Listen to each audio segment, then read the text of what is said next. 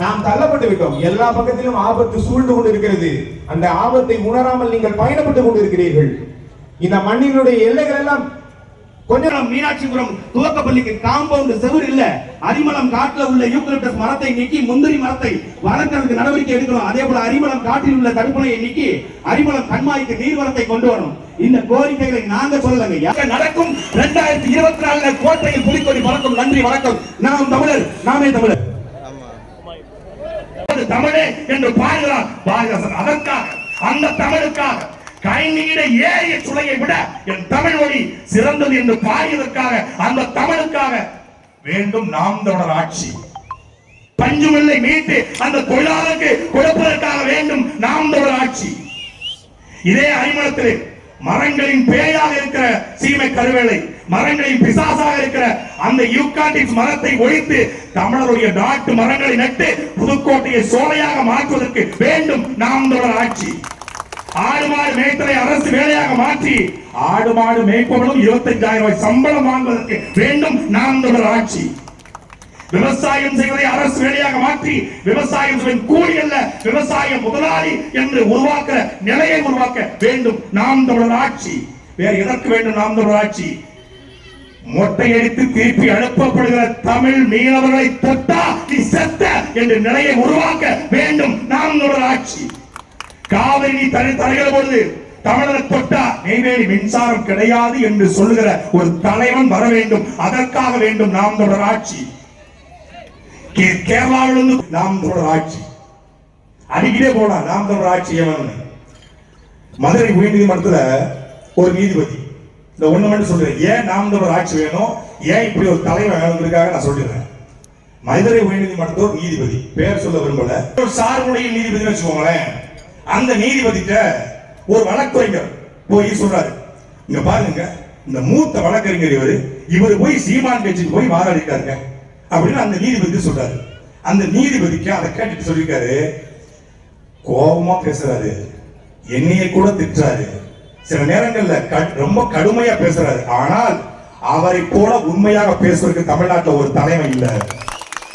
மனதில் பட்டதை பேசுவதற்கு, நல்லதோ கெட்டதோ மனதில் பட்டதை பேசுறதுக்கு சொன்ன வார்த்தை அப்படி சொல்றேன். நல்லதோ கெட்டதோ மனதில் பட்டதை அப்படியே பேசுறாங்க. அதுக்காக சீமான் ஒருத்தர் தமிழ்நாட்டை தேவைப்படுறாருன்னு சொல்லி எங்களுக்கு எதிர் முகாமில் எனக்கு எதிராகவே இந்த ஜெயில போட்ட நீதிபதி சொன்ன கருத்து இந்த கருத்து. ஒரு தலைவனை காட்டுங்க. 1 மணி நேரம் பத்திரிகையாளர் சந்திப்பு நடத்தக்கூடிய 1.5 மணி நேரம் தமிழருடைய இந்திய அரசியல், உலக அரசியல், திராவிட அரசியல், தமிழ் தேசிய அரசியல் என்று எல்லா அரசியலும் பேசக்கூடிய, காடு வளம், கனிம வளம், நீர் வளம், நில வளம் எல்லாவற்றையும் பேசக்கூடிய ஒரு தலைவனை காட்டுங்க. நாங்க போய் நாளை கட்சியில் சேர்றோம் சொல்லுங்க. எத்தனையோ கட்சிகள் வரலாம், எத்தனையோ கட்சிகள் இல்லாம போகலாம். ஆனால் நாம் தமிழர் கட்சி என்பது அது கட்சி அல்ல. நாம் தமிழர் கட்சி என்பது ஒரு குடும்பம், ஒட்டுமொத்தமான 8 கோடி மக்களுக்குமான குடும்பம். இங்கே மலையாளிகள், தெலுங்கர்கள், கன்னடர்கள், துளுவர்கள், மராத்தி பேசக்கூடியவங்க, சிங்கக்காரங்க கட்சியில சொல்றான் நாங்க தெலுங்கருக்கு எதிரானவங்க, மலையாளிக்கு எதிரானவங்க. சிங்க முதல்ல யார் தெரியுமா? தமிழ்நாட்டில் தைல மரத்தை நடந்து கையெழுத்து போட்ட முதலாளி யார் தெரியுமா? முதலமைச்சர் யார் தெரியுமா? இந்த திருட்டு திராவிடத்தின் தலைமகன், பிதாமகன் ஐயா கருணாநிதி அவர்கள் தான் 74 கையெழுத்திட்டார். 20,000 ஏக்கர் இந்த அரிமள பகுதியில் தைல மரம் நட்டு இருக்கிறான். இதை தட்டி கேட்க ஒரு சட்டமன்ற உறுப்பினர் இருக்கிறார் இல்ல. அதுக்கு வேண்டும் நாம் தமிழர். அது இன்னொன்று சிக்கல் என்னன்னா, அந்த தைல மரத்தோட இலைகளும் அதன் கிளைகளும் வேறும் கடுமையான அமிலத்தன்மை உள்ளது. லட்சக்கணக்கான கோடிக்கணக்கான நுண்ணுயிர்கள் இதுல இருக்கும். அந்த நிலத்தை அப்படியே சாகடிச்சிடும். அதுக்கு வேணாம். அதுல இந்த 20,000 ஏக்கர் என்னவா இருந்துச்சு? என்னோட பூரக்குடி மரங்கள் இருந்துச்சு, எங்க சருகமான் இருந்துச்சு, காட்டு மாடு இருந்துச்சு, நரி இருந்துச்சு, முயல் இருந்துச்சு, காட்டு பன்னி இருந்துச்சு, உடம்பு இருந்துச்சு, முயல் மயில் இருந்துச்சு, எல்லாம் இருந்துச்சு. இப்ப ஒண்ணு இல்ல. ஏன் அந்த 30 ஸ்கிராப்ஜன்களை நீ அழிச்சிட்ட? இது என்னன்னே தெரியாத ஒரு வனத்துறை மந்திரி, இது என்னன்னே தெரியாத ஒரு வனத்துறை அதிகாரி, அது இந்த நிலத்தை கொண்டு போய் இந்த வனத்தோட்டம்னு ஒண்ணு இருக்கு. இவங்களுக்கு என்ன சிக்கல்னா, ஏன் தைல மரம் நடுறோம் அப்படின்னா, அந்த இலவை நட்டுட்டா ஆடு மாடு திங்காது, குருவிகள் கூடு கட்டாது, எந்த உயிரினத்துக்கு எந்த பலனும் இல்லை. 5 வருஷத்துல வளர்ந்துடும். வெட்டி விட்டு காசாக்குறதுக்கு தான் அது. அதுக்கு தான் அது. மான தமிழர்களை இந்த தைல மரத்தை ஒழிக்கிறதுக்கு, இந்த அரிமள பகுதியை மீட்டெடுக்கிறதுக்கு வேண்டும் உங்களுக்கு நாம் தமிழர். இந்த மண்ணோட பிரச்சனை நம்மளோட பிரச்சனை. ஏறக்குறைய 10 ஆண்டுகளுக்கு முன்னாடி புதுக்கோட்டை மாவட்டத்தின் ஆண்டின் சராசரி மழையளவு 941 மில்லிமீட்டர். இன்று 331 மில்லிமீட்டர். 10 ஆண்டு, கடந்த 10 ஆண்டுகள்ல. காரணம் இந்த தைல மரம். இந்த தைல மரத்தை நட்டு வச்சிருக்காங்க. இதை அகற்றணும்னா உங்களுக்கு வேணும் நாம் தமிழர். ஒரு மான தமிழன் நாம் தமிழர் கட்சின்னு ஒரு வனத்துறை மந்திரியா இருந்தா இதெல்லாம் மாற்றப்படும். அதுக்கு வேணும் நாம் தமிழர். இங்க காவல்துறை உயர் அதிகாரம் யாருங்க? எல்லாம் நார்த் இந்தியன் இருக்கிறான். அதுக்கு வேணியா நாம் தமிழர். வங்கி அதிகாரம் மேலாளர் பணி பூரா மேலாளர், வங்கி manager, accountant, senior accountant, senior manager, regional manager யார்? வட இந்தியா. அதுக்கு வேணுமியா நாம் தமிழர். அதுக்கு வேணும் நாம் தமிழர். எல்லா அரசு ஐஏஎஸ் ஐஎஃப்எஸ் ஐஆர்எஸ் ஐஎஃப்எஸ்சியில் இருந்து எல்லாருக்கும் உயர் பொறுப்பாக இருக்கிறான். அதுக்கு வேணும் நாம் தமிழர். தமிழ்நாட்டோட 44 பல்கலைக்கழகங்கள்ல ஏறக்குறைய 90 விழுக்காட்டு பல்கலைக்கழகம் துணைவேந்தர்கள் வேற ஆளு தமிழ வேணும். அதுக்கு வேணும் உனக்கு நாம் தமிழர். அதுக்கு வேணும் நாம் தமிழர். பெரியார தூக்குற நீ யாரு தூக்குற? சீமான் வந்த பிறகு தாண்டா இழக்கலாம். எங்கள் பெரும்பொழுது முத்திரையன் எங்கள் பாட்டன் என்பதை நாங்கள் அறிவதற்கு இங்க நாம் தமிழர் வேணும். தீர சின்னமலை தமிழ் தேசிய இனத்தின் பாட்டன் என்று சொல்வதற்கு வேண்டும் நாம் தமிழர்.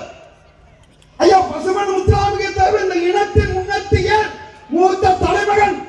அதுக்கு வேணும் நாம் தமிழரே. ஐயா கன்னியாகுமரி காகிதம் இல்லத்தின் இனத்தின் பாட்டன் என்று சொல்வதற்கு வேணும் உங்களுக்கு நாம் தமிழர். சும்மா சுற்றுச்சூழலை, எக்காலஜியை பற்றி மிக ஆழமாக ஆய்வு செய்து ஆயிரக்கணக்கான நூல்களை எழுதி கொண்டிருக்கின்றார் மாபெரும் எழுத்தாளர் அண்ணன் நக்கீரன் அவர்கள். அவர் தன்னுடைய புத்தகத்தில் பதிவு செய்கின்றார், பல 100 ஆண்டுகளுக்கு முன்பாக இதே வம்பன் பகுதியில் ஐயா காவிரி வயலோகம் பகுதியில் வாழ்ந்து கொண்டிருக்கின்றார். அந்த வயலோகங்கள் நீண்ட தூரம் நிறைய நேரம் பயணம் செய்திருக்கிறோம். நாடெங்கிலும் பல்வேறு மக்களை சந்தித்திருக்கிறோம். எண்ணற்ற பிரச்சனைகளை எங்களிடத்திலே சொல்லி முறையிட்டு மனுக்களை கொடுத்து கண்ணீரோடு நின்று கவலைகளை பகிர்ந்திருக்கிறார். அப்போதெல்லாம் ஆழ்மனதுக்குள் ஒரு வலி, ஒரு வெறி, ஒரு கோபம். வயதை ஒத்த தாய்மார்கள், என் அப்பாவின் வயதுக்கு இணையான தந்தைமார்கள், இன்னும் ஒருபடி மேலே போய் என் தாத்தா பாட்டி வயதை ஒத்தவர்கள் எல்லாம் கையை பிடித்துக் கொண்டு கண்ணீர் வழிய தோளில் சாய்ந்து கதறி அழுகிற போது வெறி வரும். ஏதாவது இதற்கு நாம் செய்தாக வேண்டும் என்ற ஒரு உறுதி நம் உள்ளத்துக்குள் கிளர்ந்து எழும். வர வேண்டும், நீங்கள் எல்லாம் வென்று வர வேண்டும். இப்படித்தான் பெரும்பாலானோர் என்னை சந்திக்கும் போது பேசினார்.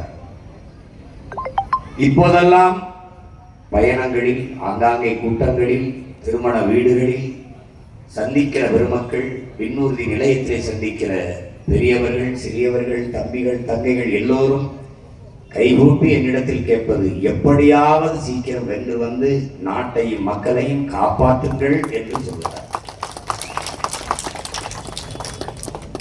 சொந்தங்களே, உறவுகளே, என் தம்பி தங்கைகளே, உங்களிடத்தில் அண்ணன் மணிகள் தொங்கவிட்டிருக்கிறார்கள். அந்த மணி காட்டுக்குள் நுழைவதற்கு முன்பு தேரை நிறுத்தி அதன் நாவை ஒளியை எழுப்ப விடாமல் அடக்கு நிறுத்துங்கிறான்.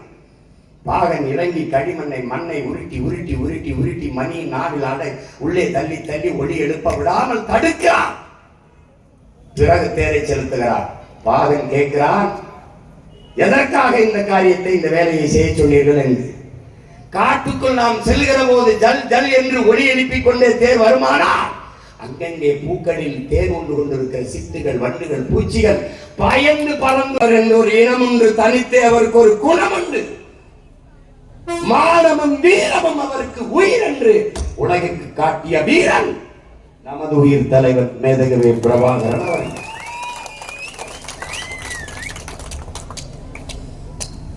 அறம், மானம், வீரம், இது மூன்றும் உயிர் என்று வாழ்ந்த இனத்தின் கூட்டம் நாம் என்பதை மறந்துவிடக் கூடாது.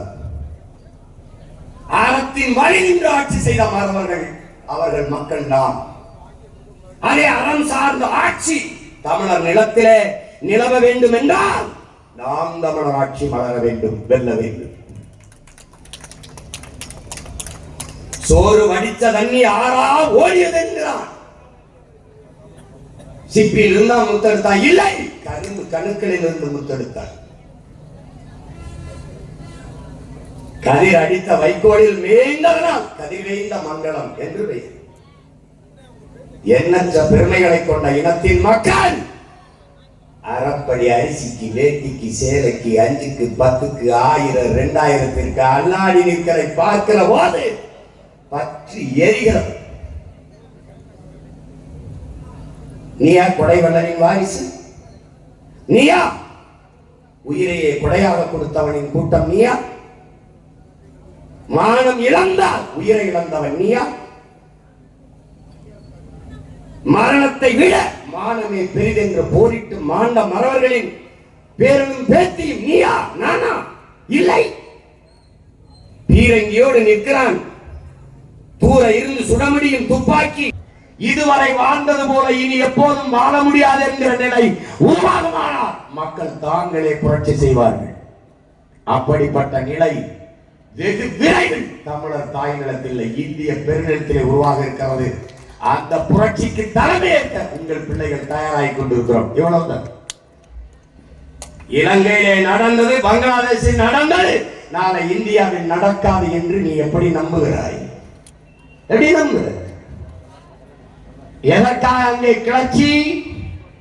ராஜபக்சே அவன் தம்பி கோத்தபாயம் சொந்த நாட்டை விட்டு ஓட வேண்டிய நிலைமை ஏன்? பங்களாதேஷிலிருந்து ஹசீனா அவர்கள் அந்த அதிபர் நாட்டை விட்டு ஓட வேண்டிய தேவையே? பங்களாதேஷ் என்று தாய்மொழியிலே தேசம் படைத்த பிதாமகன் முஜிபுர் ரஹ்மான் சிலை உடைக்கப்பட வேண்டிய காரணம் என்ன? ஒரு தேசத்தை உருவாக்கிய பிதாமகனின் சிலையை கீழே வீழ்த்தப்படுது என்றால் அப்ப கருணாநிதி சிலை எல்லாம் ஏமாத்திரம். உங்கள் சமாதி என்ன, உங்கள் கட்டடம் என்ன, உங்க பேனா என்ன, பென்சில் என்ன, சுக்கு சுக்காக நெருங்கி நொறுங்கி சிதற. இது என் தேசம். இந்த நிலத்தின் அரசியல் தமிழ் தேச அரசியல். இருந்திருக்க வேண்டியது, இருக்க வேண்டியது இதுதான். இல்லாத இந்தியம், இல்லாத திராவிட அரசியலை வைத்துக் கொண்டு சட்ட என்ன கொள்கை? திராவிட கொள்கை, கொள்கை கை கொல்லும் அளவு கொள்கை. கொள்கை பல லட்சக்கணக்கான கோடி பெறுவதில்லை. நாங்கள் 36 லட்சம் வாக்கை பெற்றோம், அவர்கள் வாங்கினார்கள். பர்ச்சேஸ்.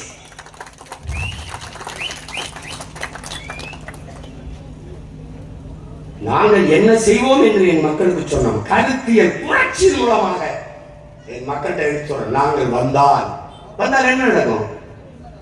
அனைவருக்கும் சரியான, சமமான, தரமான கல்வி இலவசம். ஏழை பணக்காரன், உயர்ந்த சாதி, தாழ்ந்த சாதி, பாகுபாடற்ற சரியான சமமான கல்வி இலவசம். தனியார் பள்ளிகளை நோக்கி என் பிள்ளைகள், எங்கள் பிள்ளைகள் படையெடுக்கிற காலத்தை முற்று வைப்போம். அரசு பள்ளி கல்லூரிகளை நோக்கி அரும் பிஞ்சுகளின் தம்பி தங்கைகள், எங்கள் குழந்தைகள் தேடி ஓடி வருவார்கள். ஏன்? உலகத்தின் தலை சிறந்த கல்வி, ஆக சிறந்த கல்வியை எங்கள் பிள்ளைகளுக்கு நாங்கள் கொடுப்போம். ஒரு சட்டம், பெற்றுக் கொடுங்கள் பிள்ளைகளை. கற்றுக் கொடுக்கிறோம் நாங்கள். பிள்ளைகள் உங்கள் வீட்டின் செல்வங்கள் அல்ல, தமிழ் தேசிய நாட்டின் செல்வங்கள். நாங்கள் ₹1 கல்வி, ஆரம்ப கல்வி, ஆராய்ச்சி கல்வி வரை இலவசம்.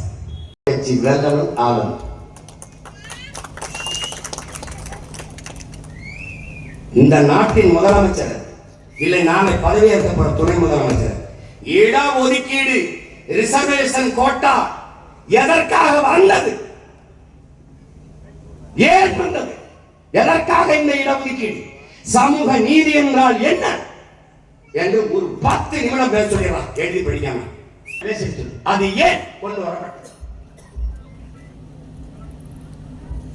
உடனே எங்க ஆராசா பேசுவார். அது சொல்லக்கூடாது, அவர் பேசுவாரு. நீ பேசுறாசா?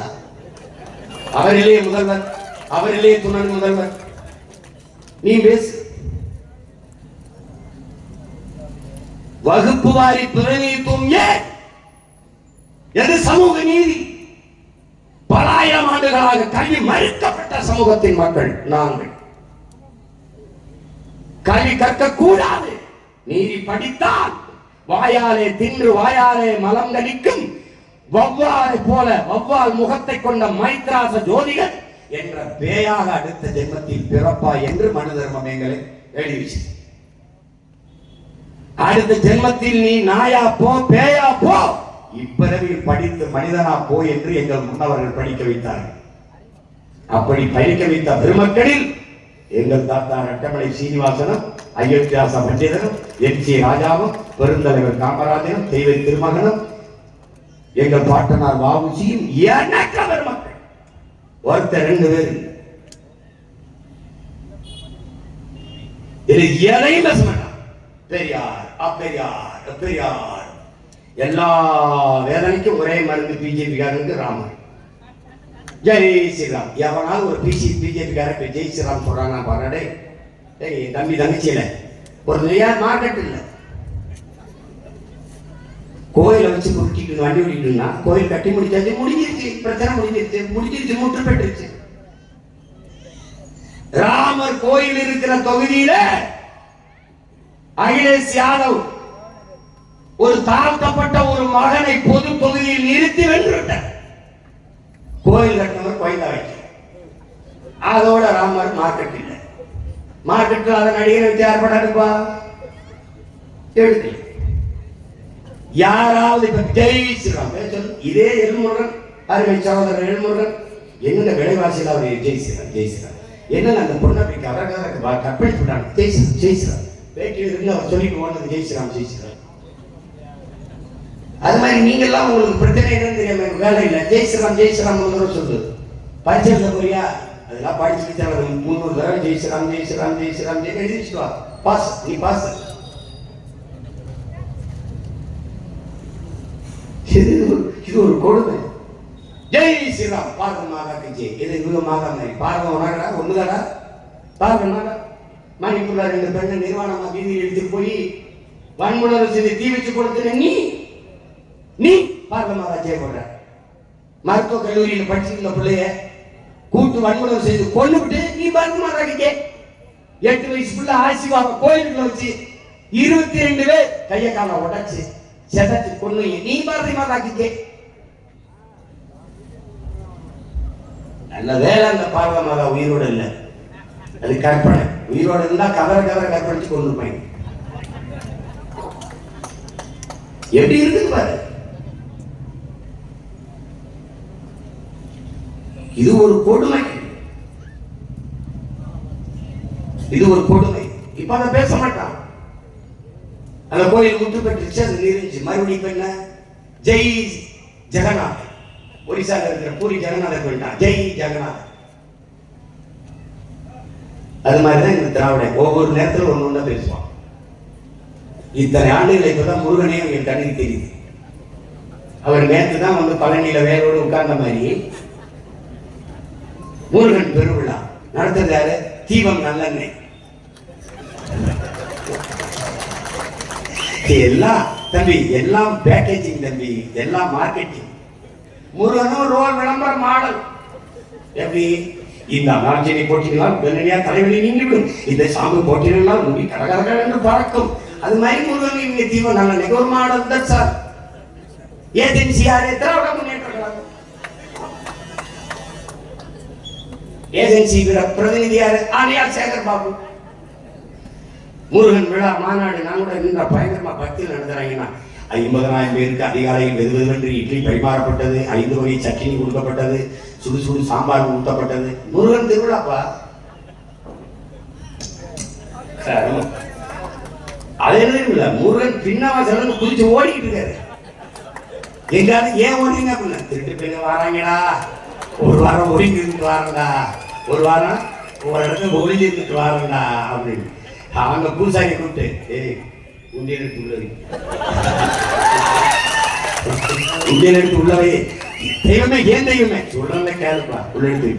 ஏப்பா கோஷ்டியை வராங்க பக்கத்து கோஷ்டி என்னை கும்புற மாதிரி தூக்கி போயிடுவாப்பா. ஆமா நீ கம்ப்ளைண்ட் அவன்ட்டு தான் உங்களுக்கு வாங்க மாட்டான். அதனால உண்டியில பத்திரமாயி போனவனே எடுத்து முன்னாடி இந்த கொள்ள கோஷ்டிட்டு இருந்து சாமியவே நம்ம காப்பாற்ற வேண்டியிருக்கா. அதுக்காக ஒரு ஓட்டை போட்டு நாட்டை கொடுத்துருக்கா. நல்லா இருக்கா? என் தம்பி கேட்கிறான், ஐயோ சமூக நல காடுகள் என்று சொல்றீங்களே, சமூக நல கேடுகளை சமூக நல காடுகள் என்று நட்டு வளர்த்தார்கள். உனக்கு தெரியுமா உடன் பிறந்தவர்கள் பணியாற்றுகிற பணியாளர்கள் கல்வியை கொடுப்பது அரசின் கடன். கடன் வாங்கி கல்வி கற்கிற நிலையிலே ஏன் என் நாட்டின் பிள்ளைகள் இருக்க வேண்டும்? நிலையை மாற்ற எல்லாத்தையும் சரி செய்யும். செவிலிய பெண்கள் பணி நிரந்தரம், அதை நிறைவேற்ற பணியிட மாற்றமா பணம் ஆள வேண்டும். இதை தவிர வழி கிடையாது. அப்ப என்ன வழி?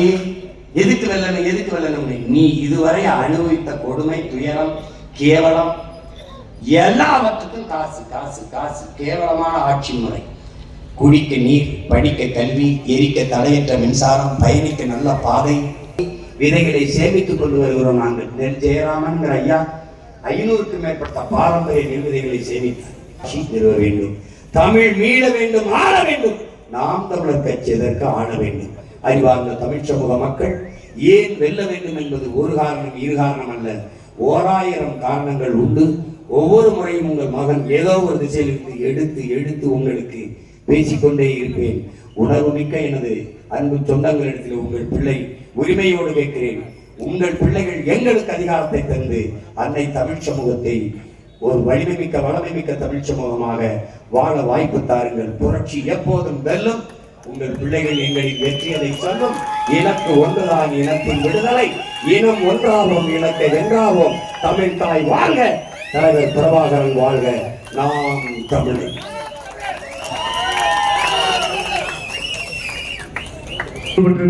கட்சி இடையே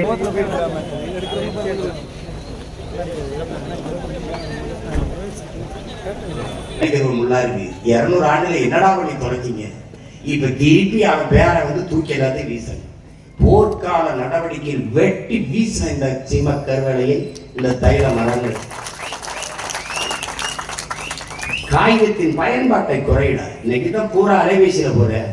எங்க அப்பா நம்மாழ்வார் சொல்றாங்க, 1 கிலோ 1 அடி உயரம், இதுல இருந்து 1 அடி உயரம். செய்தித்தாள் நீங்க படிக்கிறீங்கல்ல, தினத்தந்தி இந்த மாதிரி செய்தித்தாள்கள் படிக்கிறீங்களா, தினமணி இந்த செய்தித்தாள்கள 1 அடி உயரம் உள்ள செய்தித்தாள்களை சேமித்து நீங்கள் மறுசுழற்சிக்கு திருப்பி கொடுப்பீர்களே, ஆனால் 7 அடி உயரம் உள்ள ஒரு மரத்தை நீங்கள் காப்பாற்றுகிறீர்கள் என்று சொல்றேன். நாங்க மரம்னு சொல்றது உனக்கு எல்லாம் வேண்டிய இல்லாத என்ன மரம்னு பேச்சுக்கிறாங்க. கவி பேரரசு வைரமுத்து எழுதிய கவிதை படி, மறந்தான் எல்லாம் மறந்தான், மறந்தான் மனிதன் மறந்தான். மரம் மனிதனின் உயிர். மரம் இல்லை என்றால் நீ வாழ மூச்சு காற்றை ஆக்சிஜனை வெளியிடுகிறது. இந்த இயற்கையின் முரண் இல்லை என்றால் உலகில் நீ இல்லை, நான் இல்லை, எந்த உயிரினமும் இல்லை. சிங்கம், புலி, கரடி, யானை, கோக்கு, குருவி எது கூட செத்து. இப்ப புரியுதா மரம் என்ன? மரமும் நம்மை போல மூச்சு காற்றை சுவாசித்து நச்சு காற்றை வெளியிட்டால் கரியமில வாயு என்கிற ஆக்சிஜன், கார்பன் டை ஆக்சைடை வெளியிட்டால் நாம் வாழ முடியாது. மரங்களில் எவ்வளவு வகை இருக்கு. இந்த வேப்ப மரத்தில் இரவில் அதன் கீழே படுக்க கூடாது. காரணம் என்ன? பகலில் ஆக்சிஜனையும் இரவில் கார்பன் டை ஆக்சைடு கரியமில வாயுவையும் இந்த மரம் வெளிப்படுத்தும். அப்ப அது கீழே கட்டில போட்டு பட. தாத்தா பாட்டி அப்பாலாம் சொல்லுவாங்க, பேடிக்குது, மூச்சு திணறல் வரும். அப்ப மூச்சு திணறல் வரும், நெஞ்சை யாரோ அழுத்துற மாதிரி இருக்கும். அப்ப நீ என்ன கற்பனை, பேய் ஏறி உட்கார்ந்து பரவாயில்லை பிடிச்சி நெஞ்சு அழுத்துதுன்னு நினைச்சுக்கிற. இந்த இதை சொல்லித்தர நம்ம ஆத்தாளப்பனுக்கு அறிவியல் மொழி தெரியல. அது கரியமில வாயு, நச்சு காற்று, கார்பன் டை ஆக்சைடை வெளியிடும் பிள்ளைகளை. அதனால இரவில வேப்ப மரத்து நிலையில படுக்காதீர்கள் என்று சொல்ல இந்த அறிவியல் அறிவவர்களுக்கு இல்ல, மொத்தம் அப்பே சொல்லணும். கவியரசு கண்ணாசன் மீன் செத்தா கருவாடு, மீன் செத்தா வெறும் போயிட்டது. அந்த மயத்துக்கு நீ பயன்பட மாட்டேன், ஒன்னத்துக்கும் பயன்படு. எவனாலும் ஆடு மாடு செத்தா அதுல மரத்தை நடுறானே, மனுஷன் செத்தா போச்சு மரத்தை நடுறானடா, கனி செடியை நட்டு விட்டுப்பேன். ஏன்னா ஒரு மரம் ஒன்றும் வராது. கருமம் ஆடு மாடு வளர்ப்பமா. அப்ப நீ கிருஷ்ண மரமாத்துவா கேவலப்படுத்துற. அவங்க எல்லாம் ஆடு மாடு வச்சிருக்காங்க, நீ மேய்க்க மாட்டாப்ப. நீ மேய்ப்ப, நான் தான் 50,000 சம்பளம் கொடுப்பேன். அப்புறம் நீ மேய்ப்ப, நீ மேய்க்கிற ஒன்னானே மேய்ச்சுக்கிறேன். உனக்கு போர்டு வரணும், அமெரிக்க முதலீட்டை கொண்டு வரணும். ஐயா போய் நான் சாதனையோடு வந்திருக்கிறேன், நான் சாதித்து வந்திருக்கிறேன். இதை வெற்றி பயணம் என்று சொல்ல வேண்டும். ஏன்னா 7,000 கோடிக்கு நான் விடுவதற்கே இதுல பல ஆயிரம் பேருக்கு வேலை. யாருக்கு வேலை? ஏற்கனவே அந்த முதலீடு எங்க இருக்கு? எப்பா ஒரு கேள்வி கேட்கிறேன்ப்பா, இந்த முதலீட்டெல்லாம் வெளிநாட்டுல இருந்து கொண்டு வரீங்க, யாருக்கு வேலை செய்வீங்க? சரி கொண்டு வரீங்க, அவன் இந்த தொழிற்சாலையை எங்க தொடங்குவேன்? உங்க அப்பா நிலத்திலேயே, எங்க அப்பா நிலத்திலையா? எங்க அக்காவை போய் நிலத்தை பறிப்பேன், அதுல போடுவேன். வானத்துல கட்டல தொழிற்சாலை, நிலத்துல தானே கட்டணும். அது எங்க நிலத்துல கட்டுவேன். நீ என்ன ஒப்பந்தம் போடுற? தடையற்ற மின்சாரம், நிலத்தடி நீர் எவ்வளவு வேணாலும் எடுத்துக் கொள்ளலாம், உற்பத்தி செய்கிறவரை விரைந்து எடுத்து செல்ல 8 வழி 4 வழி சாலை போட்டு தரப்படும். இங்க மனித உழைப்பு மலிவா கிடைக்குது. இதே போர்டு அமெரிக்காவில் தொடங்கி நான் அங்க வேலைக்கு போனா 2 லட்சம் கொடுக்கணும். இதே தொழிற்சாலை இங்க வந்தா எனக்கு 30,000. இப்ப சம்பளத்தை வாங்கி சாப்பிடலாம். இப்ப வேலை அதுக்கு சம்பளம் தான். பசியாம சாப்பிடலாம். சாப்பாடு எங்க இருந்து வரும்? எந்த தொழிற்சாலை அரிசி பருப்பு கத்திரிக்காய் வெண்டைக்காய உற்பத்தி செய், அது நிலத்துல தான் நிலத்தை எடுத்துட்டா என்ன செய்த? எப்படிப்பட்ட அறிவார்ந்த ஆட்களிடத்திலே நாடு இருக்குன்னு பார்த்து. பொருளாதாரம் எங்க இருக்கு? 1 கிலோ தக்காளி 200 ரூபாய்னு எவ்வளவு குதி செய்ய. அப்ப பொருளாதாரம் எங்க இருக்கு? அத்தியாவசிய உணவுப் பொருள் இருக்கு. பால், முட்டை, காய்கறி, கீரை, அரிசி, பருப்பு, வெங்காயம் அங்க இருக்கு. அதை விளைவிக்க முடியாது. நீ என்னைக்கு நீ ஒரு நாள் நீ போடாத சத்தியத்தின் மகன் நான் வென்றே தீர்வேன். இந்த நிலத்தை பூமியின் சொர்க்கமா நாம் மாத்தல. நீ என்னை கேள்வி, எங்க பார்த்தாலும் மேய்ச்சல் நிலங்கள், ஆடு மாடு மேய்ஞ்சிட்டு இருக்கும். என்ன அரசு வளர்க்கிற ஆடு மாடு? இவன மாதிரியா ஒரு வாரம் உப்புமா போட்டு சாகடிக்கிறதுக்கு காலை உணவு. ஏன்னா உப்புமா கம்பெனி ஆட்சி உப்புமா தானே போடும். அந்த நிலை வராது. நானே விவசாயம் பண்ணுவேன். குறிஞ்சி அங்காடி, முல்லை அங்காடி, மருதம் அங்காடி, நெய்தல் அங்காடி என்று நானே விற்பேன். No Uber Ola. உலா என்ற அரசே நடத்தும். ரபிட்டோ கிபிட்டோலாம் கிடையாது. நானே நடத்துவேன். எல்லாம் சுபீஸ் மோட்டார் ஸ்டாப் இட். நானே நடத்துவேன். உனக்கு என்ன அவ்வளவு சோம்பேறித்தனம்? கொண்டு வந்து தரணும், நானே தருவேன். ஆடு ஒப்பந்தம் போடு, அரசு வேலை. ஆடு மாடு வளர்த்தல் அரசு பணி. டேய் வாங்கரா வச்சு தூக்கு சட்டியில பழைய கஞ்சி ஊற்றி மேய்க்கிறது நினைக்காதரா. சிசிடிவி கேமரா, கண்காணிப்பு கேமரா சுத்தி மின்சாரம் பாய்ச்சப்பட்ட இரும்பு வேலி, 2 அடுக்கு வேலி, 2வது 3வது அடுக்கில் மின்சாரம் பாய்ச்சிருக்கும். முதல் 2 அடுக்குல மின்சாரம் பாயாது. ஆடு மாடு அது பாட்டுக்கு மேயும். 100 ஏக்கருக்கு 10 ஏக்கர் குளம், 100 ஏக்கருக்கு 10 ஏக்கர் குளம், மேய்ச்சல் நிலம். என் பிள்ளைகள் மேய்வார்கள். ஆடு மாட்டு சாணம் மூத்திரம் எல்லாம் எடுத்து கொண்டு போய் அங்கே உங்க உரக்கடங்களை கொட்டுவேன், அங்கே சேமிப்பேன். அந்த இடத்திலிருந்து மீத்தேன் எடுக்கிறத மூடுவேன். அங்கிருந்து மீத்தேன் எடுப்பேன். பாயா கேஸ் ஆடு மாட்டு கழிவிலிருந்து, மனித கழிவிலிருந்து, மக்கிய இளைஞரை கழிவிலிருந்து பல கோடிக்கணக்கான டன் மீத்தேன் தயாரிப்பேன். எரிகாற்ற பூமி தாயின் ஈரக்குலையை அறுக்கிறது நீர்த்திருக்கு. இந்த தீர்ந்து விடுகிற வளம் நிலக்கரியை எடுத்து மின்சாரம் தயாரிக்கிறது. ஆனால் புனல் ஸ்டாப் இட். காற்றாலை மின்சாரம், சூரிய ஒளி மின்சாரம், கடல் அலை மின்சாரம்.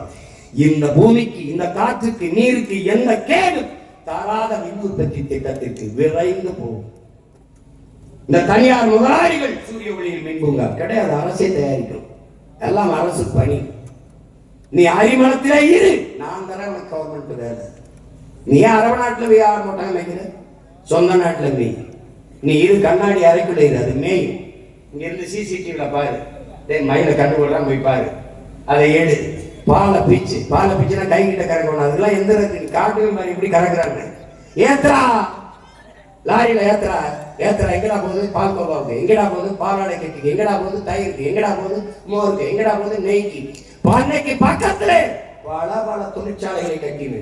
படிக்காத ஆத்தால் அப்ப அண்ணன் தம்பி எல்லாம் அரசு வேலை பார்ப்பான். வறுமைங்கிற வார்த்தையை தமிழ் பேரினத்திலிருந்து ஓடிச்சு. உனக்கு சோறு இல்லைங்கிற சொல்லே இருக்க. நீ தமிழ் படிச்சா வேலை கிடைக்குமான்னு, தமிழ் படிச்சா சோறு கிடைக்குமான்னு. தமிழ் படித்தால் மட்டும்தான் தமிழ்நாட்டில் வேலை கிடைக்கும். தமிழன் அரசு, தமிழ்நாட்டு அரசு, தமிழ்நாடு அரசு இல்ல, தமிழ்நாட்டு அரசு. தமிழ் தாய் வாழ்த்தையே மாத்திரன்னா பாரு, தமிழ்நாட்டு அரசு முத்திரையே மாத்திரன்னா பாரு.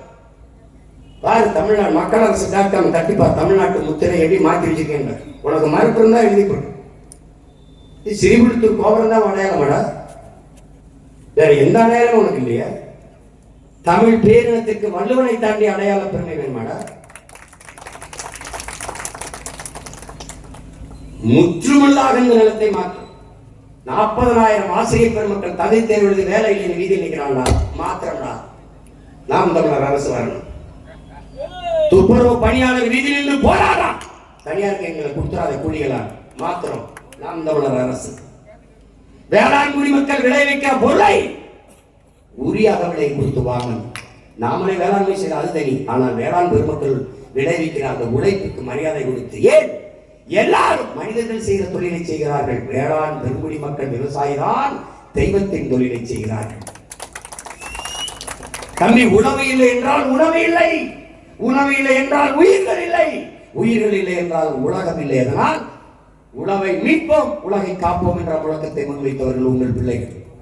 அப்படின்னா வேளாண் குடிமக்கள் விளைவிக்கிற பொருளை உரிய விலை கொடுத்து வாங்கி பாதுகாக்க சேமிப்பு கிடங்குகள் புதுக்கோட்டை மாவட்ட தலைநகரில் இல்லை, ஒன்றிய தலைநகரிலேயே சேமிப்பு. எது எது திணை வாங்கினா, வரகு வாங்கினா, சாமை வாங்கினா, கேழ்வரை வாங்கினா, நெல் வாங்கினா பாதுகாப்பேன்.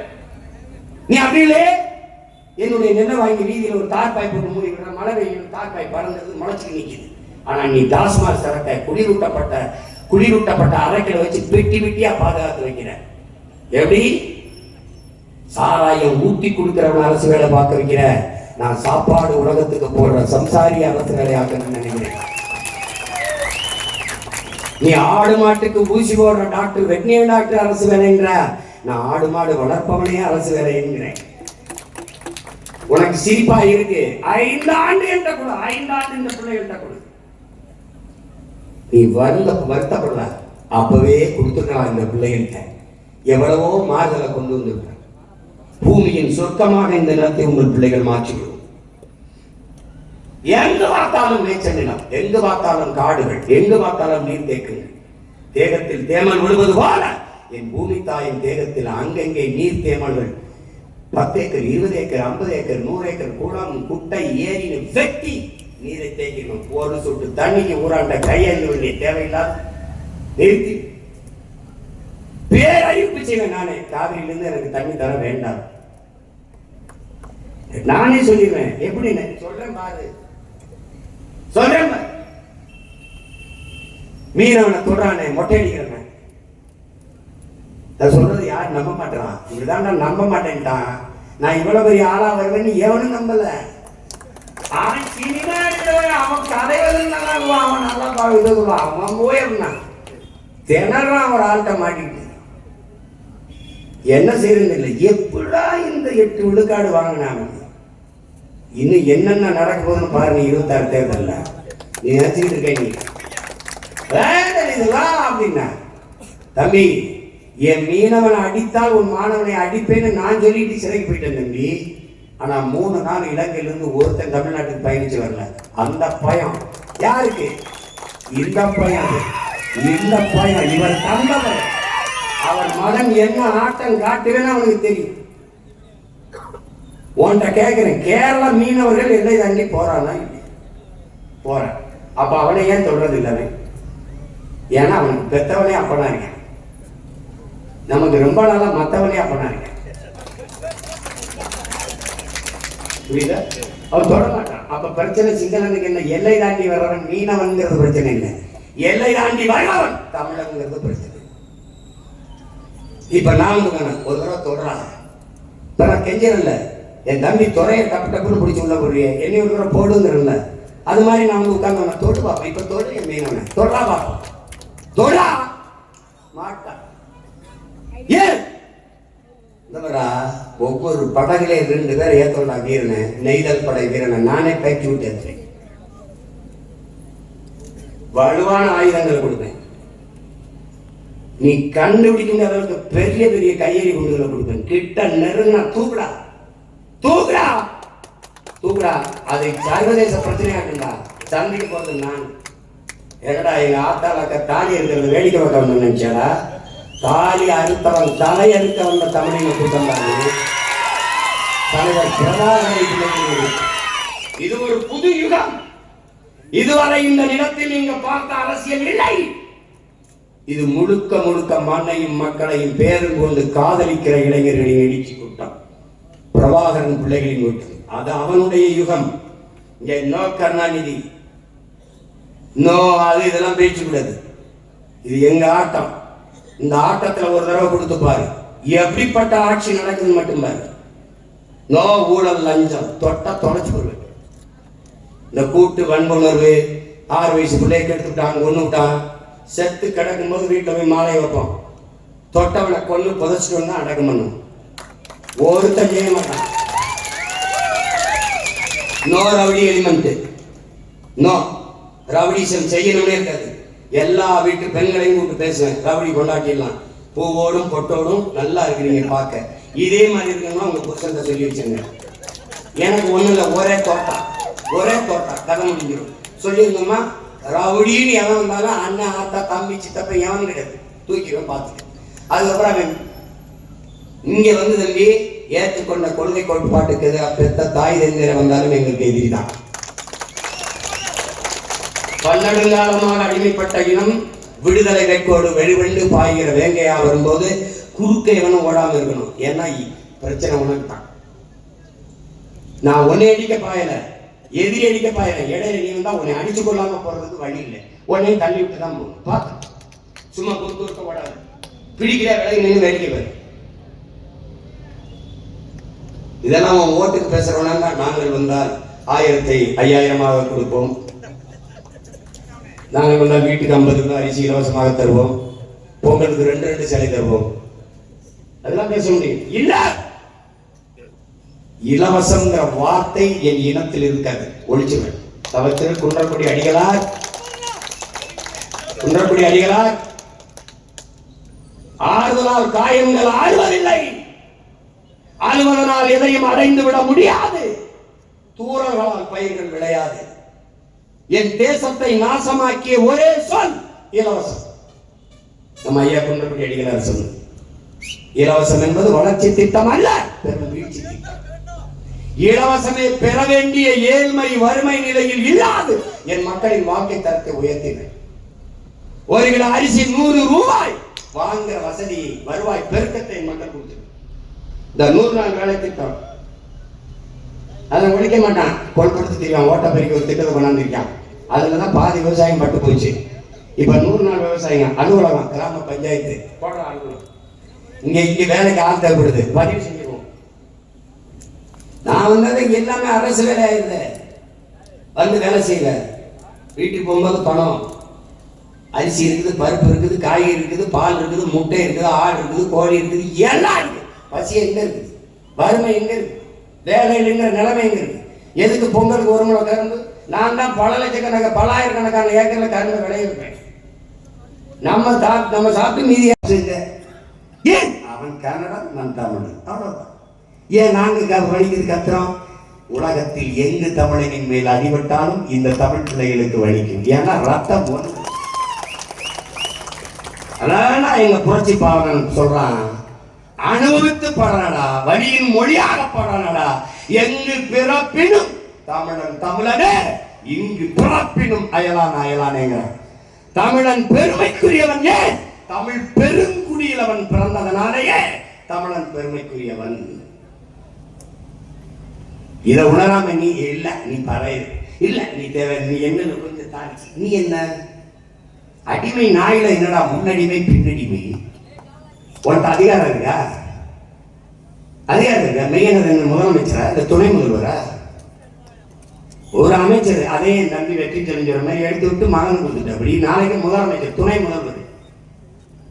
ஒரு கேள்வியை தன்மானம் விட்டு தமிழ் தம்பிதங்களுக்கு இருக்கணும். இவ்வளவு பெரிய நாட்டில் இல்லாத ஒரு துணை முதல்வர், ஒரு டிப்டி சீஃப் மினிஸ்டர் கருணாநிதி வீட்டில் தான் இருக்காரா? ஏன்னா உங்களுக்கு மானம் சூடு சொன்ன எதுவும் இல்லையடா. ஒருத்தெல்லாம் பேசினா அவனை கண்ணடு தெரிய வேணாமடா. அதே சின்ன ஜமீனும் நாங்க உதவி செய்யாம நாங்க முதலமைச்சராக்கி பார்த்துருவோம்.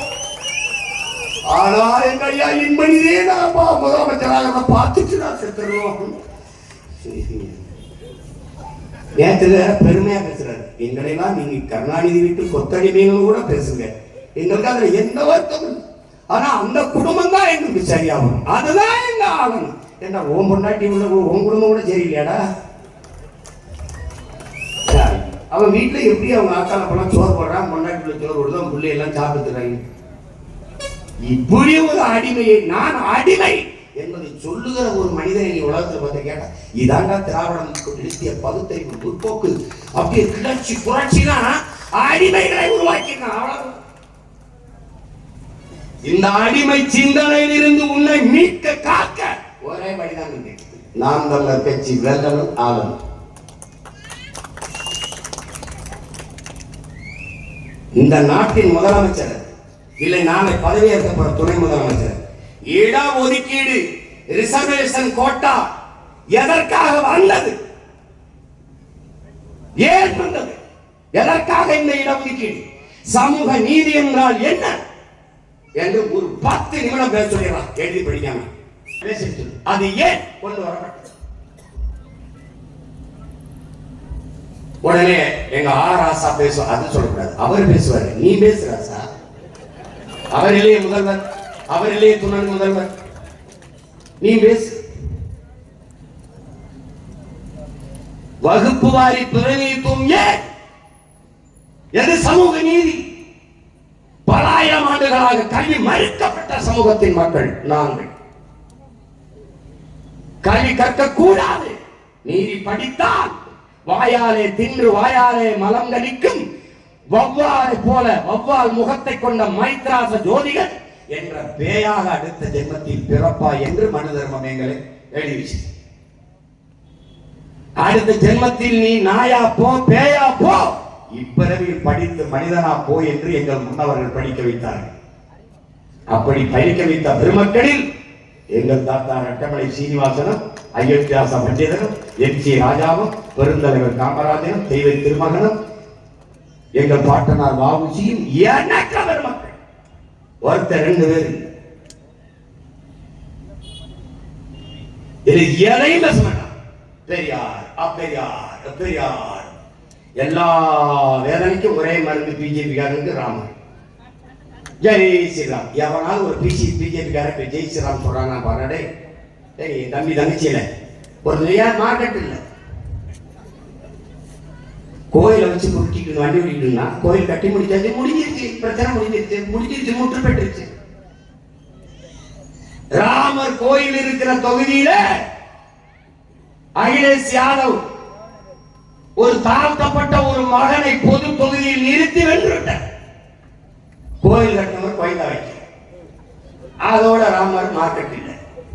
மார்க்கெட்டில் அதை நடிகரை வச்சு ஏற்படாதுப்பா எடுத்து யாராவது இப்ப ஜெய் ஸ்ரீராம் இதே எல்முருகன், அருமை சகோதரர் எல்முருகன், என்னென்ன விலைவாசியில் அவர் ஜெய் ஸ்ரீராம் ஜெய் ஸ்ரீராம் என்னென்ன அந்த பொண்ணை கற்பழிச்சு விட்டாங்க. ஜெய் ஸ்ரீராம் ஜெய் ஸ்ரீராம் வேட்டியில் இருந்து அவர் சொல்லிட்டு ஓடுறது ஜெய் ஸ்ரீராம் ஜெய் ஸ்ரீராம். அது மாதிரி நீங்க எல்லாம் உங்களுக்கு பிரச்சனை என்னன்னு தெரியாம எனக்கு வேலை இல்லை, ஜெய் ஸ்ரீராம் ஜெய் ஸ்ரீராம் சொல்லு. பரிச்சை போறியா, அதெல்லாம் படிச்சுட்டு 300 தடவை ஜெய் ஸ்ரீராம் ஜெய் ஸ்ரீராம் ஜெய் ஸ்ரீராம் ஜெய் எழுதி வச்சுட்டு வா, பாஸ், நீ பாஸ். இது ஒரு கொடுமை. ஜெய் ஸ்ரீராம் பாரத மாதாக்கு ஜெய். இது இவங்க மாதா மாதிரி பாரதம் உணரா ஒண்ணுதாடா, பாரதம் மணிப்பூர்ல 2 பெண்ணை நிர்வாணமா வீதியில் எடுத்துட்டு போய் வன்முறை செஞ்சு தீ வச்சு கொடுத்துன நீ பாரத மாதா ஜெய் போடுற. மருத்துவ கல்லூரியில் படிச்சிருந்த பிள்ளைய கூட்டு வன்முறை செய்து கொண்டு விட்டு நீ பாரத மாதாக்கு ஜெய். 8 வயசு பிள்ளை ஆசிவாக கோயிலுக்குள்ள வச்சு 22 பேர் கைய கால உடைச்சு செதச்சு கொண்டு நீ பாரதி மாதாக்கு ஜெய். நல்ல வேலை அந்த பாரத மாதா உயிரோடு இல்லை, அது கற்பனை. உயிரோடு இருந்தா கதற கற்பழிச்சு கொண்டு போய் எப்படி இருக்குது பாரு. இது ஒரு கொடுமை, இது ஒரு கொடுமை. இப்ப அதை பேச மாட்டான். அந்த கோயில் முற்று பெற்றுச்சு, அது நீரிஞ்சு. மறுபடியும் என்ன ஜெய் ஜெகநாத், ஒரிசால இருக்கிற பூரி ஜெகநாதர் போயிட்டான், ஜெய் ஜெகநாத். அது மாதிரிதான் இந்த திராவிட ஒவ்வொரு நேரத்தில் ஒண்ணு பேசுவான். இத்தனை ஆண்டுகளை இப்பதான் முருகனே என் கண்ணுக்கு தெரியுது. அவர் நேற்று தான் வந்து பழனியில வேலோடு உட்கார்ந்த மாதிரி முருகன் பெருவிழா நடத்துறது யாரு? தீபம் நல்லெண்ணெய்.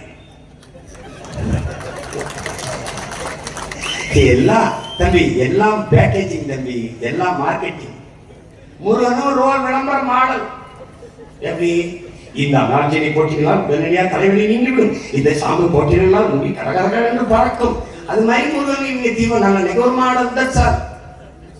ஏஜென்சி யாரு? திராவிட முன்னேற்ற கழகம். ஏஜென்சி பிரதிநிதி யாரு? ஆலியார் சேகர் பாபு. முருகன் விழா மாநாடு நான் கூட நின்ற பயங்கரமா பக்தியில் நடத்துறாங்கன்னா 50,000 பேருக்கு அதிகாலையில் வெதுவென்று இட்லி பரிமாறப்பட்டது, 5 வகை சட்னி கொடுக்கப்பட்டது, சுடு சுடு சாம்பார் ஊட்டப்பட்டது. முருகன் திருவிழாப்பா. அதே இல்ல, முருகன் பின்னவாசல் குதிச்சு ஓடிக்கிட்டு இருக்காரு. எங்காவது ஏன் ஓடுறீங்க அப்படின்னா, திருட்டு பிள்ளைங்க வராங்கடா, ஒரு வாரம் ஒதுங்கி இருந்துட்டு வாரண்டா, ஒரு வாரம் ஒரு இடத்துல ஒதுங்கி இருந்துட்டு வாரண்டா அப்படின்னு அவங்க பூசாரி கூப்பிட்டு, ஏய் உண்டியல் எடுத்து உள்ளவை, உண்டியல் எடுத்து உள்ளவை, தெய்வமே ஏன் தெய்வமே சொல்றத கேளுப்பா, உள்ள எடுத்து ஏப்பா கோஷ்டியை வராங்க பக்கத்து கோஷ்டி என்னை கும்புற மாதிரி கும்பிட்டு தூக்கி போயிடுவாங்களா? ஆமா, நீ கம்ப்ளைண்ட் அவன்ட்டு தான் உங்களுக்கு வாங்க மாட்டான். அதனால உண்டியில பத்திரமாயி போனவனே எடுத்துனாங்க. இந்த கொள்ள கோஷ்டிட்டு இருந்து சாமியவே நம்ம காப்பாற்ற வேண்டியிருக்கா, அதுக்காக ஒரு ஓட்ட போட்டு நாட்டை கொடுத்துருக்கா. நல்லா இருக்கா? என் தம்பி கேட்கிறான், ஐயோ சமூக நல காடுகள் என்று சொல்றீங்களே, சமூக நல கேடுகளை சமூக நல காடுகள் என்று நட்டு வளர்த்தார்கள். உனக்கு தெரியுமா உடன் பிறந்தவர்கள்?